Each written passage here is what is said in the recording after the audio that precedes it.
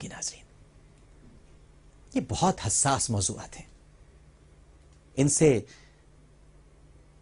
پورا عشق کا مدرسہ جڑا ہوا ہے۔ نبی کریم صلی اللہ علیہ وآلہ وسلم کی ذات اعلی مقام، کیسے کوئی اس پر گفتگو کا اظہار کر سکتا ہے؟ کیسے کوئی ان کی تضحیک اور توہین کو برداشت کر سکتا ہے؟ قانون توہین رسالت تو نفاذ ضیاء الحق نے اس کا کیا ہے، اس کو بنایا تو اللہ سبحانہ و تعالیٰ نے۔ میں اتنا روشن خیال اور متجدد نہیں ہوں میں بہت، لیکن اتنا بھی نہیں ہوں کہ اللہ سبحانہ و تعالیٰ کے بنائے ہوئے قانون پر اپنی علمی تعویلوں اور اپنی عقلی حجتوں کے ساتھ تباہ آزمائی کروں۔ میں تو صرف اتنا جانتا ہوں، نبی کریم صلی اللہ علیہ وآلہ وسلم کا ارشاد پاک ہے، لا یؤمن احدکم حتی اکون احب الیہ من والدہ وولدہ والناس اجمعین۔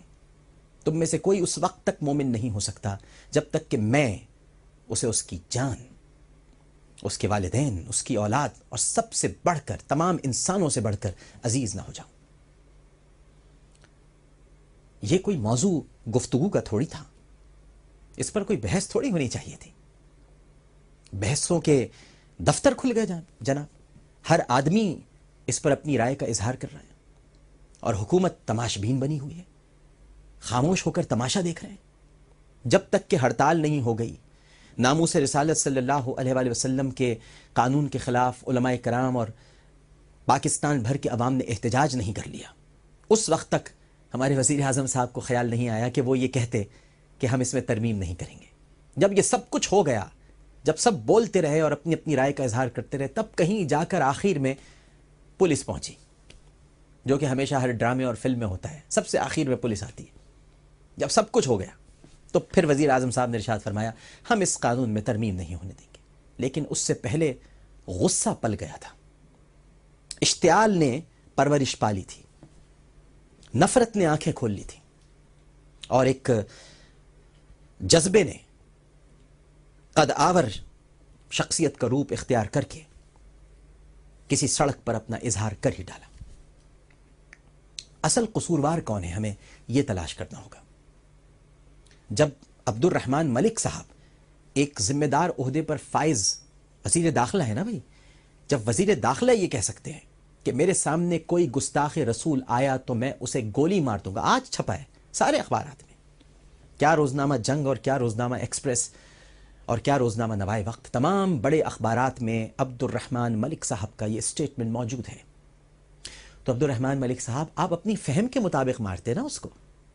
یا آپ کو کوئی بتاتا، ظاہر ہے آپ کو کوئی نہ کوئی بتاتا یہ گستاخ رسول ہے تو آپ اسے گولی مار دیتے، کیونکہ آپ کے سامنے آیا وہ۔ آپ تحقیق تو نہیں کرتے نا،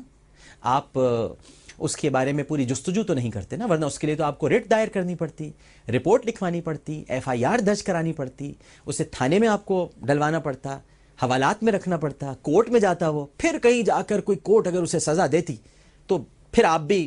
کورٹ سے اجازت لے کر جج صاحب سے، جج صاحب مجھے گولی مارنے کا شوق ہو رہا ہے، میں ذرا گولی مار دوں اسے۔ لیکن جب آپ جیسا باہوش فرد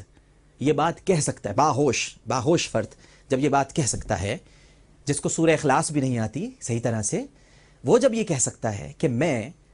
گستاخ رسول کو دیکھتے ہی گولی مار دوں گا، تو یہ آپ کا فہم